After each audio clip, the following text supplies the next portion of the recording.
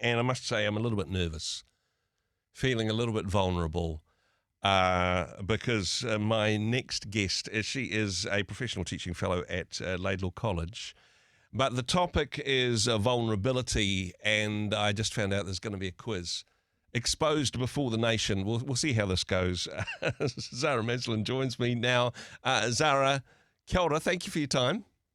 Good morning. It's so good to be here. I'm pleased you're sweating, Andrew. Well, just a little bit. You know, it's not a total deodorant fail, but a little bit nervous. But I think it's good to push into that space of vulnerability and being a little bit uncomfortable, a little bit honest about our feelings. Not wanting to get into that oversharing space, but I mean that's one of the things with vulnerability, isn't it? It's getting that balance right, being vulnerable and open, but not too much, right? Yeah, I mean it's high risk, high reward, right? Mm-hmm. And if I had been on the radio for as many years as you have, I'm sure there's some vulnerable things that you've said. I reckon people could piece together lots of different pieces of your life, just based on clues you've dropped. Yeah, exactly. Yeah, it's a mosaic of things I shouldn't have said on the radio. But let's not do that. Well, we said we're not going to break any employment laws today, so let's not go there. Hey, it is live on the radio, which does give it a little bit of tension and nervous energy. But you've got a bit of a quiz, a challenge for me today, an opportunity for me to be a bit vulnerable. Normally, I ask the questions, Zara, but I'm in your hands in that regard. What would you like to explore? Well, I just think when it comes to the topic of vulnerability, it's not really something that is, people don't preach on vulnerability or anything. I know a few years ago, Brené Brown was quite big in the vulnerability space, and people were like, "Oh, there's this word, and apparently it's a good thing, and we've proven it now. So let's engage in this concept of vulnerability."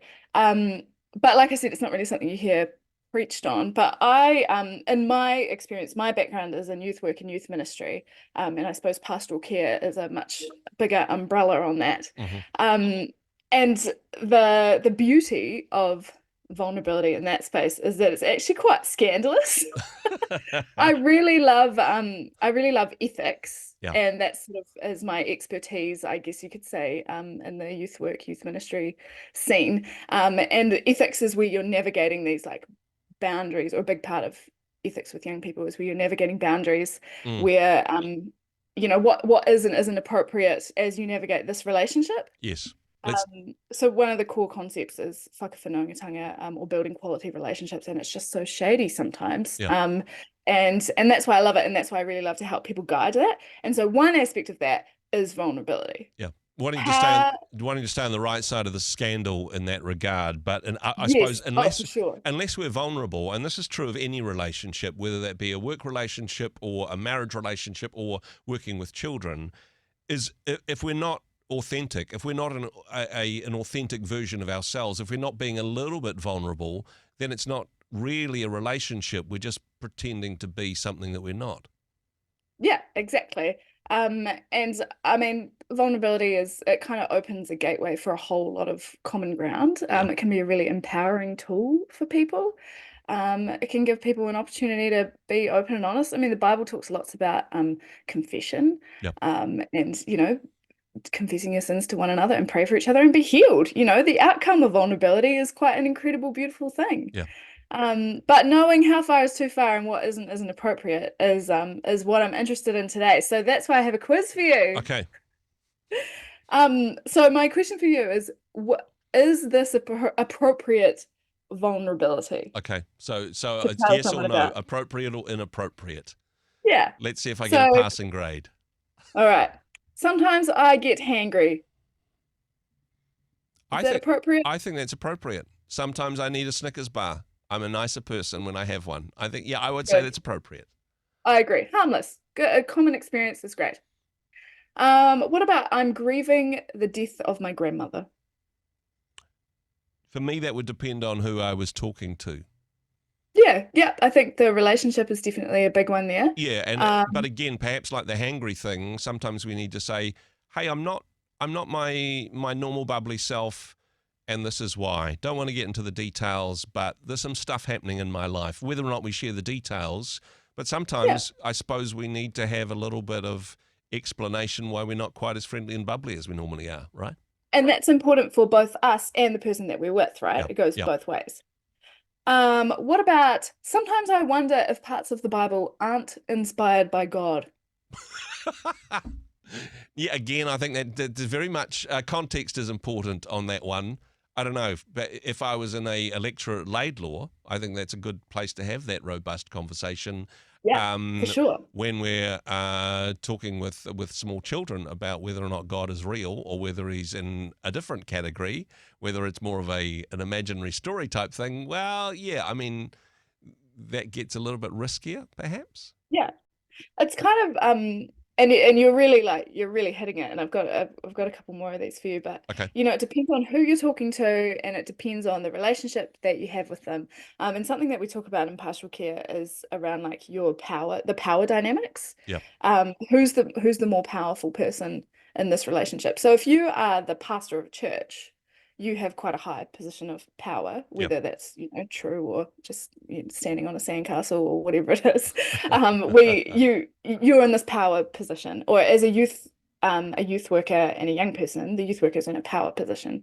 And so when you kind of say things like that, I mean, I think saying, oh, I'm not sure about some parts of the Bible is probably okay. If you were saying, I often, every day, I doubt the entire existence of God, and you're kind of processing that from the pulpit, that's Yeah. totally different. That's probably not appropriate. Exactly. I think there's something in this area about, wanting to be authentic. And the Bible's a great place to start. You just need to jump into the Psalms.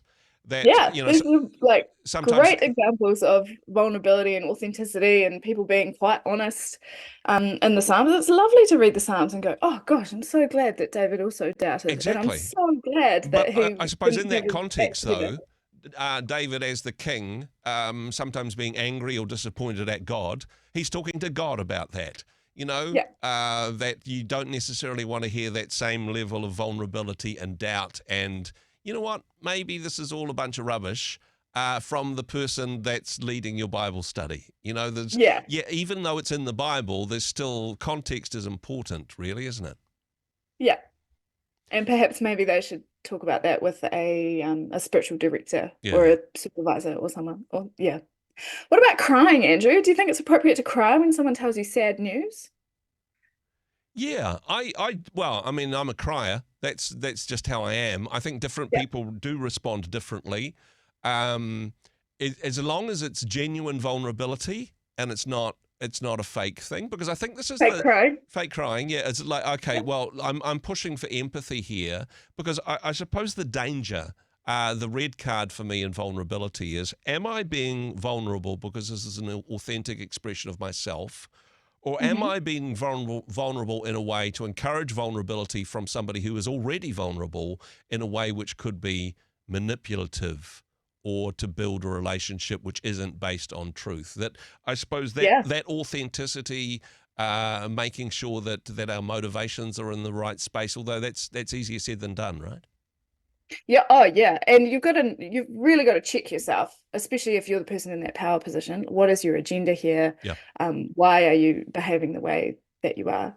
I too am a crier. I mean, the most inappropriate time I've cried was I used to play the violin, and once I Oh, was asked to play the violin at a wedding for a couple that I didn't know, and I was young, and they paid me in Cadbury currency.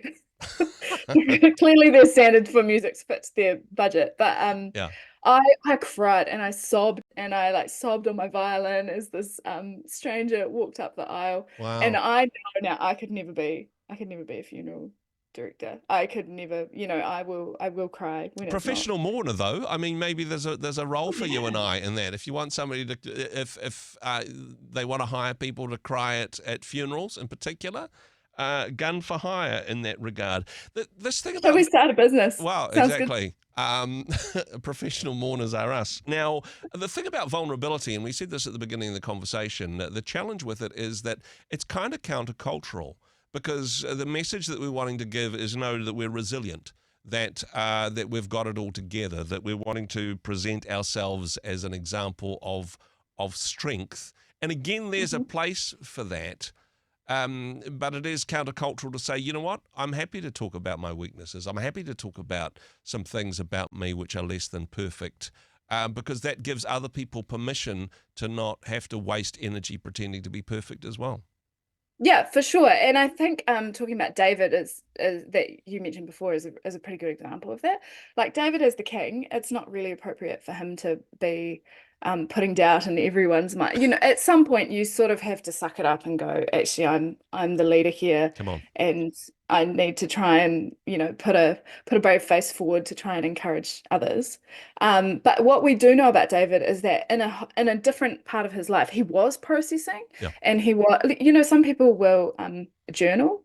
I think about some, like, imagine being Jacinda Ardern leading the country through a pandemic. Yep. I nearly said a panic, probably both. Both of I'm those, yeah. sure she was, you know, we got to see this person who put on a brave face and was confident leading the country.